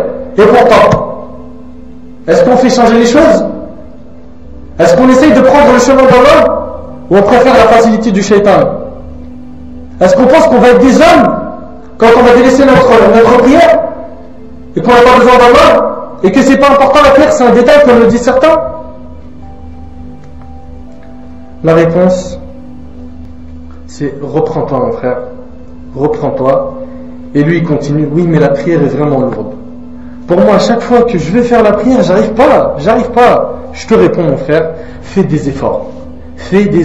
T'arrives pas à faire la prière? D'accord, fais des efforts. Dans ta vie, t'as fait des efforts dans plein de choses. Oublie, dans ta vie, t'as fait des efforts. T'arrivais pas à dormir une fois. T'as fait des efforts pour dormir parce que tu sais que le lendemain, tu vas te réveiller tôt. T'as éteint la lumière, t'as fermé la porte, t'as dit à tout le monde, excusez-moi, moins de bruit. T'as fait les causes. Tu t'es forcé, t'as mis un coussin sur ton visage. Pourquoi? Pour la prière. Moi, maintenant, je te demande de faire des efforts pour prier. Pardon, pour le sommeil. Tout à l'heure, je te disais que t'as fait des efforts pour le sommeil. Maintenant, je veux que tu fasses les mêmes efforts pour la salat. Les mêmes efforts pour la salat. Fais un effort pour Allah et prie et demande à Dieu, Ya Allah, guide-moi, fais augmenter ma foi. Plains-toi à Dieu. Dis-lui je suis faible, le shaitan, les passions m'ont fait souffrir. Pleure pour Dieu. Comporte-toi avec Dieu comme un enfant. Un enfant, quand il est avec un adulte, qu'est-ce qu'il fait pour avoir sa chose? Il pleure. Fais la même chose avec Allah Azza wa Jal. Demande-lui, Ya Allah, je suis faible, je suis incapable. Fais-moi aimer la prière. Débarrasse-moi des chuchotements du diable. je suis faible, j'ai besoin de toi, ya Allah. Et sache qu'Allah est généreux et miséricordieux.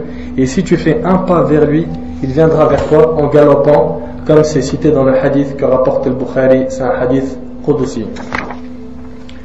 Approche-toi de lui, il sera à tes côtés. Je sais que le début de ta prière sera un peu lourd, mais si tu es sincère, tu vas y prendre un grand plaisir. Le prophète sallallahu alayhi wa sallam disait à Bilal radiyallahu anhu, arihna biha ya Bilal, arihna bis salat ya Bilal, apaise-nous avec la prière, ô Bilal. Allez, va faire l'adhan, on va prier, enfin on se soulage un petit peu. La prière, c'est le plaisir du prophète sallallahu alayhi wa sallam, et c'est le plaisir des compagnons et des pieux, et ça doit être aussi un plaisir pour nous. Et si tu es sincère avec Allah, tu verras que tu ne le regretteras jamais. Jamais. Vous qui faites la prière maintenant, est-ce qu'il y en a un de vous qui regrette de l'avoir fait? Il y en a un qui est assis devant moi là, qui peut me dire, franchement, depuis que je l'ai faite, laisse tomber, ça va super mal. Ça peut être le cas pour certaines personnes, et je vais justifier justement ça. Je vais expliquer pourquoi, pour certaines personnes, quand ils commencent la prière, il y a des problèmes. Parce que les gens ils disent aujourd'hui, moi je prie pas parce que j'ai des problèmes quand je prie. Mais en règle générale, tu te sens mieux maintenant ou quand tu l'as délaissé? Sans aucun doute, maintenant tu te sens mieux. Sans aucun doute. Ben mon frère, toi qui pries pas, sache par Allah que si tu es sincère, Allah va faire en sorte que cette prière, ça sera un plaisir. Et crois-moi sur parole. Donc celui qui dit j'ai pas le temps, c'est un menteur. Tu as du temps, c'est faux. Celui qui dit les chaussures, j'arrive pas à les enlever, tu es un flemmard. Et on t'a dit essuie sur les chaussures. Celui qui dit la prière elle est lourde, qu'il sache qu'elle est lourde parce qu'il a servi le diable pendant longtemps. Détache-toi de lui avant qu'il se désavoue de toi le jour du jugement. 7e excuse non valable. Pourquoi tu pries pas? Je vais dire la vérité. Pourquoi je prie pas? Moi je vais dire pourquoi. Moi je prie pas, tu sais pourquoi? Pourquoi? Parce que tous ceux qui prient c'est des voleurs. Ceux qui prient c'est des voleurs. Et moi t'as vu, moi je préfère pas prier que d'être un voleur. Moi je te réponds, t'abuses. T'abuses un peu trop. Un peu trop.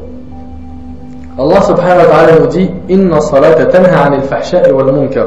Dans la sourate 29 verset 45, Allah dit en vérité la prière préserve de la turpitude et du blâmable. C'est-à-dire que la prière elle aide à arrêter les péchés. Et toi tu me dis que tous ceux qui prient volent. Sache que même si ce que tu dis est vrai, déjà c'est faux, d'accord? Mais même si tu dis c'est vrai, moi je veux que toi tu pries et que tu sois un exemple pour les gens. Différencie-toi d'eux.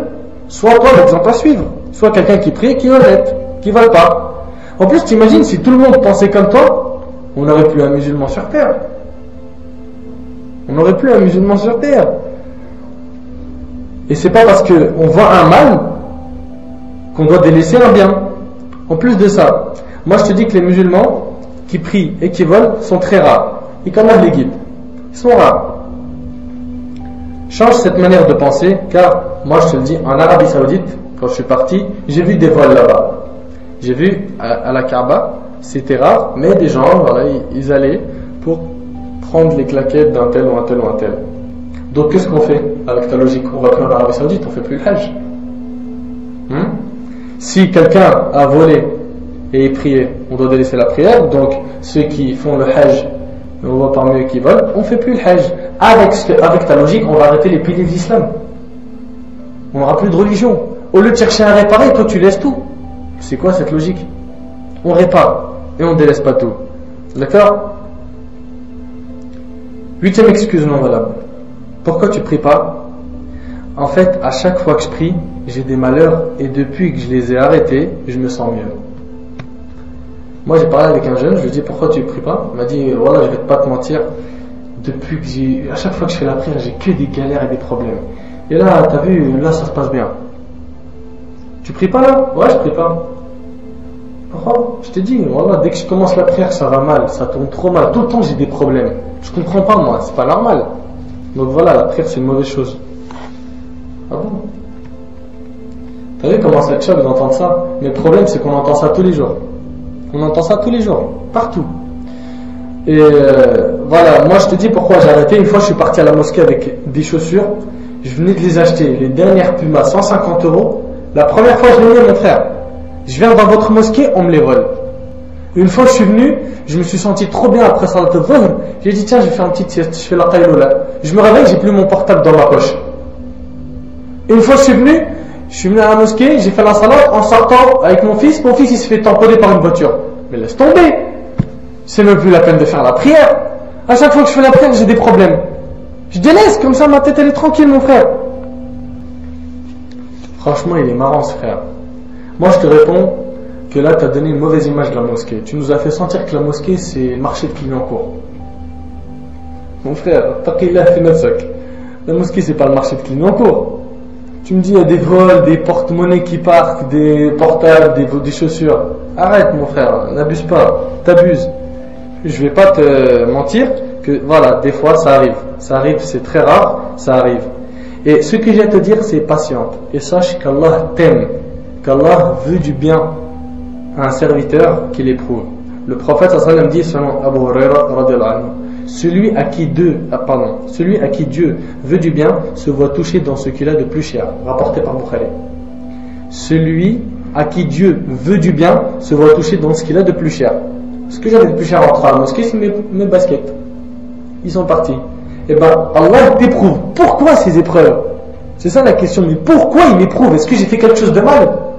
Et moi je te réponds, est-ce que les prophètes ils ont fait quelque chose de mal pour avoir les épreuves qu'ils ont eues?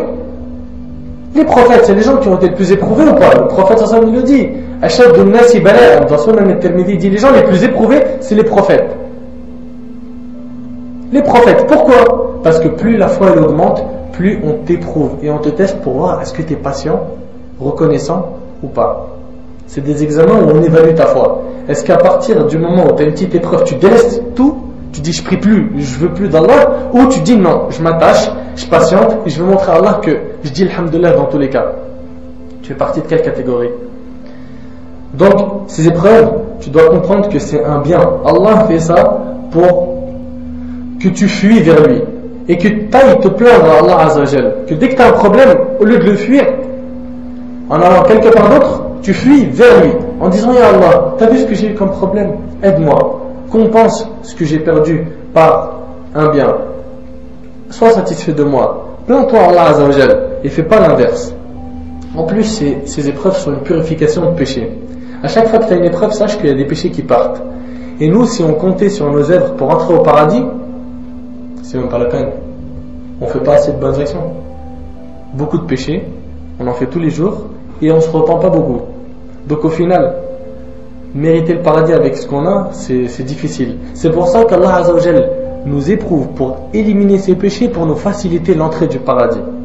Tu vas me dire, c'est-à-dire l'épreuve que j'ai, les problèmes, tout ça, ça efface les péchés. Écoute, selon Abu Huraira, le prophète sallallahu alayhi wa sallam a dit, et le hadith est rapporté par Bukhari et Muslim, il n'est pas une fatigue ou une maladie ou un souci ou une peine ou un mal ou une angoisse qui touche le musulman jusqu'à l'épine qui le pique sans que Dieu ne lui efface à cause de cela une partie de ses péchés. Tu comprends maintenant? Un souci, une peine, une maladie, même l'épine, quand elle pique, tout ça, Allah fait en sorte que des péchés y partent. C'est-à-dire, je te rapproche ça avec des exemples plus souples. Tu es à la maison, on ferme la porte sur tes doigts. Ah, pourquoi, je sais pas quoi. Non, dis pas, ah, pourquoi, je sais pas quoi. C'est une purification de péché. Tu vois, je te donne un petit exemple qui est courant. Donc, sois toujours auprès d'Allah afin d'avoir le succès dans ce bas monde et dans l'au-delà. En plus, Allah fait ça, tout ça pour tester ta foi. Allah il dit dans Surat Al-Ankabut, dans le premier verset, Surat 29, l'araignée, verset 1, est-ce que les gens pensent qu'ils vont dire nous avons cru sans qu'on les éprouve? Tu dis que tu as cru en Allah, il faut que tu aies des épreuves jusqu'à ce que tu meurs. Des épreuves dans ta santé, dans ta famille, dans ton travail, dans ton boulot, dans machin. Dans toute ta vie tu auras des épreuves. Et celui qui n'a pas d'épreuves, Allah il n'aime pas. Allah il l'aime pas. Et comme c'est pas vraiment notre thème l'épreuve, on va le détailler dans un autre dars qu'on appellera Inch'Allah les épreuves. Et ne fais pas partie des perdants. Les perdants, c'est cela. Écoute bien. Yaqul subhanahu wa ta'ala wa min an-nas man ya'budu Allah 'ala harf fa in asabahu khayr itma'anna bihi wa in asabathu fitnah inqalaba 'ala wajhihi khasira ad-dunya wal akhirah dhalika huwa al-khusran al-mubin. il en est parmi les gens qui adorent Allah marginalement, c'est-à-dire d'une manière douteuse, incertaine. Ces gens-là qui adorent Allah d'une manière incertaine, Allah il dit, s'il leur arrive un bien, ils s'en tranquillisent. Et s'il leur arrive une épreuve, ils détournent leur visage. Ça y est, on veut plus de toi, ya Allah. Ils détournent leur visage, perdant ainsi le bien d'ici-bas et de l'au-delà. Telle est la perte évidente. Est-ce qu'on fait partie de ces catégories de gens? Quand on est bien, on est avec Allah, quand on est mal, on n'est plus avec lui? Et là, il y en a beaucoup qui sont comme ça. Remercie toujours Allah subhanahu wa ta'ala, même quand tu as une épreuve.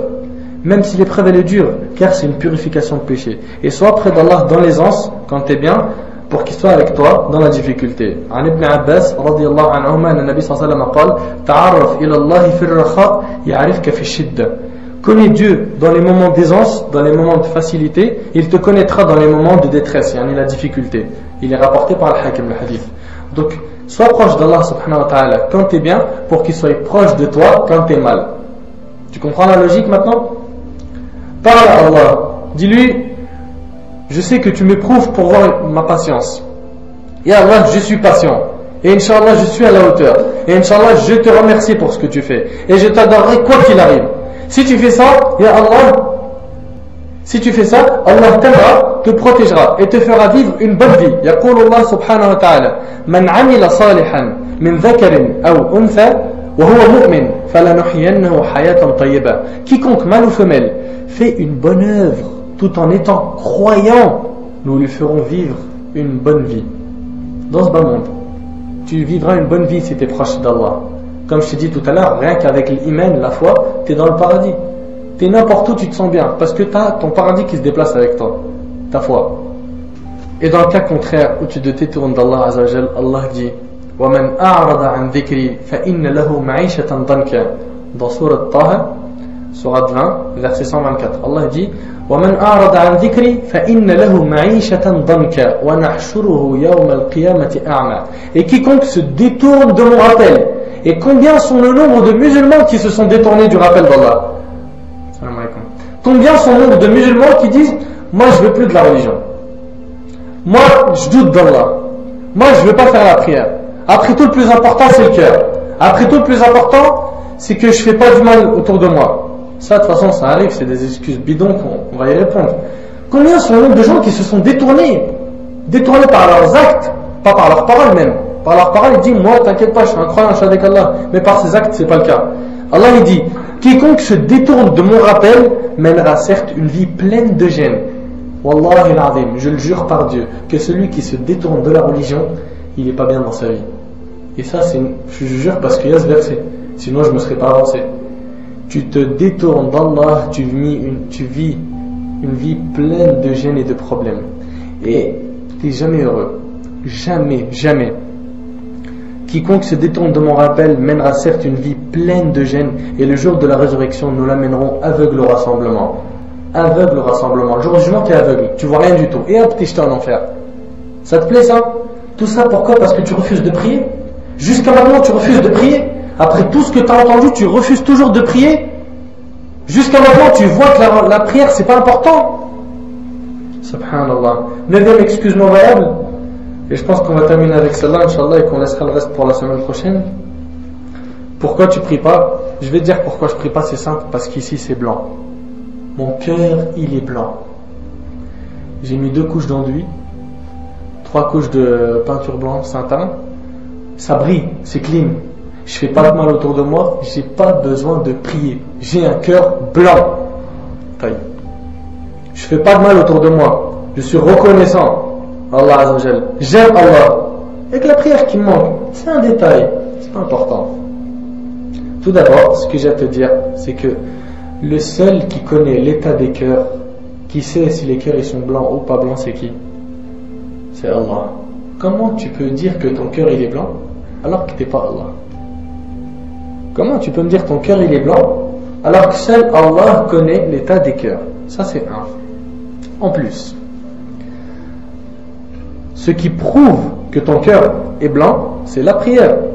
Celui qui prie pas, on a reçu une information disant que son cœur est noir. Tu vas me dire, comment ça? Le prophète, selon Jabir, radiyallahu anhu, a dit entre l'homme et entre la mécréance, il y a l'abandon de la prière. Entre l'homme et la mécréance, il y a l'abandon de la prière. Le hadith il est rapporté par Muslim et Ahmed. Et selon Burayda, radiyallahu anhu, le prophète sallallahu alayhi wa sallam a dit, le contrat qu'il y a entre nous et eux, c'est-à-dire nous les musulmans et ceux qui ne sont pas musulmans, est la prière. Celui qui la délaisse a donc mécru. T'imagines, toi tu me dis que ton cœur est blanc et le prophète sallallahu alayhi wa sallam me dit que tu es un kafir, tu es un mécréant. Qui je dois croire? Sans aucun doute, c'est le prophète sallallahu alayhi wa sallam. Sans aucun doute, il n'y a pas de doute dessus. Celui qui la délaisse a donc mécru. Le hadith, le deuxième là, il est rapporté par Ahmed, Abu Daoud, Tirmidhi, Ibn Majah et Ibn Hibban. Donc, quand on me dit que tu es mécréant et toi tu me dis j'ai un cœur blanc. En plus, il n'y a pas que, il y a une confirmation chez les compagnons. La vie là, que Tariq Salat c'est un kafir, c'est la vie de Omar, radiyallahu anhu, Abdurrahman ibn Auf, Mu'adh ibn Jabal, Abu Huraira, Ibn Mas'ud, Ibn Abbas, Jabir ibn Abdullah, Abu Darda, l'imam Ahmad, Ishaq ibn Rahaway, Abdullah ibn Mubarak, Al-Nakha'i, Al-Hakam ibn Utba, Abu Ayyub Al-Sikhtiyani, Ibn Harb, Ibn Taymiyyah, Ibn Al-Qayyim. La liste elle est trop longue. J'ai pas envie de te saouler avec une liste qui est trop longue. Une tonne de compagnons et de savants disent que celui qui prie pas il est mécréant, il n'est pas musulman. Tu sais ça veut dire quoi mécréant? Ça veut dire s'il meurt, il n'est pas enterré dans le cimetière des musulmans. On le lave pas, on prie pas sur lui. On n'hérite pas de lui. T'imagines un peu? C'est la catastrophe. Et au final, il est en enfer éternellement. C'est ça le plus dangereux. En enfer éternellement. Tu vas me dire, Mahi, s'il te plaît, t'as caché quand même des avis là. Il y a des avis juridiques, l'avis de l'imam Shafi'i, de Malik, d'Abu Hanifa qui dit c'est un pervers, c'est pas un kafir. Ok, d'accord.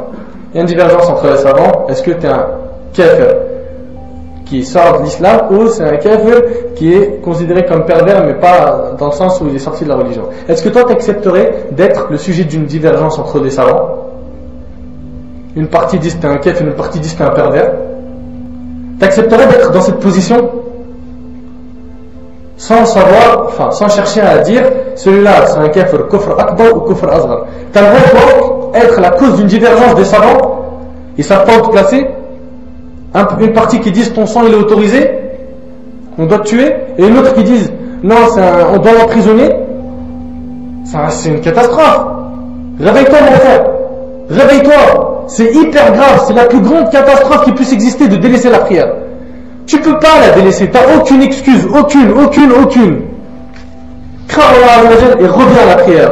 Et sache qu'Allah regarde les cœurs, mais aussi les actes. Parce que c'est bien beau de dire le cœur et les actes. Tu crois qu'Allah ne les regarde pas? Dans Sahih Muslim, selon Abu Huraira, le prophète sallallahu alayhi wa sallam dit Inna Allah la yanzur ila ajsamikum wala ila suwarikum walakin yanzur ila qulubikum wa ashara bi asba'ihi ila sadri wa a'malikum. Allah ne regarde ni vos corps musclés, baraqués, machin, parce qu'aujourd'hui c'est avec ça qu'on frime. C'est avec ça. Si tu veux savoir aujourd'hui qui a de la valeur, c'est celui qui a les biceps, triceps. Si tu veux savoir c'est qui le vrai, c'est celui qui roule en cabriolet, celui qui roule en BMW, celui qui a la plus belle voiture, celui qui marche avec une grosse démarche d'orgueil. Pourquoi? Parce qu'il est bien habillé, il a un jean qui coûte 200, il a un manteau qui coûte 400. Voilà, c'est moi le roi qui marche sur terre. Mon frère, si tu es loin d'Allah et tu es comme ça, wallahi tu vaux même pas l'aile d'une mouche auprès d'Allah. Tu vaux même pas l'aile d'une mouche auprès d'Allah Azzawajal. L'aile d'une mouche. Est-ce que c'est avec ça qu'on reconnaît les gens? Ou c'est avec la piété? Inna akramakum indallah atqakum. Les plus nobles d'entre vous, c'est les plus pieux. C'est pas ceux qui ont plus d'argent, c'est pas ceux qui font de la muscule toute la journée. Sans interdire bien sûr de faire de la muscule, mais c'est pas avec ça qu'on a de la valeur. Jamais ça a été avec ça, et ça ne sera jamais de la vie. Donc Allah ne regarde ni vos corps, ni vos images. C'est un blanc, c'est un noir, lui il est mieux que l'autre. Ah, moi je suis la race la plus élevée, lui c'est la race la plus... Non, c'est pas comme ça. Bilal radiyallahu anhu, il faisait partie des meilleurs compagnons, c'était un noir. Il n'était pas connu comme étant une personne qui était beau. Et malgré ça, il avait beaucoup de valeur. Ibn Mas'ud radiyallahu anhu, il était très maigre, au point où quand le prophète sallallahu alayhi wa sallam nous disait va me chercher un siwak, il montait un arbre et le vent il frappait sur ses vêtements. Et les compagnons riaient de lui parce que le vent, quand il frappait sur ses vêtements, il voyait justement son corps, comment il était fin, il était très maigre. Alors il leur a dit mimma tadhakun, pourquoi vous rigolez? Il leur a dit wallahi, ces deux jambes sont plus lourdes le jour du jugement dans la balance que la montagne de Uhud. Plus lourdes. Alors qu'il est maigre. C'est pas par ça qu'on reconnaît les gens, les frères. Changez un peu vos manières de voir les choses. C'est pas parce qu'il est gros, parce qu'il est maigre, parce qu'il est riche ou pauvre. C'est parce qu'il est pieux qu'on reconnaît une personne. Parce qu'il est proche d'Allah, parce qu'il prie, parce qu'il obéit à Dieu. Si c'est pas le cas, il n'y a pas de valeur. Aucune. Faut qu'on revienne à Allah et qu'on comprenne bien ces choses-là, les frères. Allah regarde ni vos corps, ni vos images, mais il regarde vos cœurs et vos actes. C'est qui le dit? Le prophète sallallahu alayhi wa sallam. Il regarde donc vos cœurs et vos actes. Donc tu vois bien que c'est impossible d'être mécréant selon d'autres, pervers selon d'autres et d'avoir le cœur blanc. En plus, si tu me dis que tu fais pas de mal, que t'aimes Allah, t'es gentil, t'aimes le prophète, pourquoi refuses-tu de prier? Qu'est-ce que t'attends pour faire la prière? Il te manque que ça. Prie. S'il n'y a que ça qui te manque, prie. Et si tu me dis, mais la prière c'est un détail, c'est pas important. Sache que si tu dis la prière c'est un détail, c'est pas important, et on va conclure avec ça, Inch'Allah. Sache qu'en disant ça, tu as été mal poli envers Dieu. Celui qui dit la prière c'est pas important, c'est un détail, il a été mal poli envers Allah Azza wa Jal. Si ton patron te dit, s'il te plaît, enlève-moi ce bureau, et tu me le déplaces, tu me le mets à côté de la fenêtre. Il revient après 1 heure, et voit le bureau, il est à sa même place. Il dit, mais excuse-moi, je t'ai pas demandé d'enlever le bureau, de le mettre là-bas? Ouais, mais c'est un détail, c'est pas important. Qu'est-ce qu'il va te répondre, le patron? C'est possible que tu te fasses virer. Ça veut dire quoi? Moi, les paroles, ils sont pas importantes. Moi, ton patron, mes paroles, ils sont pas importantes. Imagine-toi, un être humain, il se met en colère à cause de cette parole. Alors, Allah Azza wa Jal, comment il serait devant une parole comme ça? Tu dis que les ordres d'Allah ne sont pas importants? Tu dis que aqimu salat wa atu zakat, c'est pas important? Quiconque dit qu'un verset n'est pas important, c'est un détail, c'est un kafir. Il n'est pas musulman. Quiconque renie, rejette un verset et dit ça, on n'en a pas besoin, c'est pas un musulman. C'est pas un musulman. Donc tu as vu le danger? Tu es en train de me dire cœur blanc, c'est pas important? Tu es dans 2 catastrophes, mon frère. Rectifie-moi tout ça. Retiens que si ton cœur était blanc, tu aurais pris automatiquement, donc ton cœur à revoir. Ton cœur à revoir. Inch'Allah, les frères, on va se contenter de ça. On a vu ensemble 9 raisons, 9 excuses non valables de ceux qui refusent de prier. La semaine prochaine, on va terminer bihawlillah wa quwwatihi les 11 autres raisons non valables qu'on entend tous les jours. Wa sallallahu subhanahu wa ta'ala an yataqabbala minni wa minkum. هذا ما أعلم الله عز وجل أعلى وأعلم سبحانك اللهم وبحمدك أشهد أن لا إله إلا أنت أستغفرك وأتوب إليك. لا إله إلا أنت أستغفرك وأتوب إليك. لا إله إلا أنت أستغفرك وأتوب إليك. لا إله إلا أنت أستغفرك وأتوب إليك. لا إله إلا أنت أستغفرك وأتوب إليك. لا إله إلا أنت أستغفرك وأتوب إليك. لا إله إلا أنت أستغفرك وأتوب إليك. لا إله إلا أنت أستغفرك وأتوب إليك. لا إله إلا أنت أستغفرك وأتوب إليك.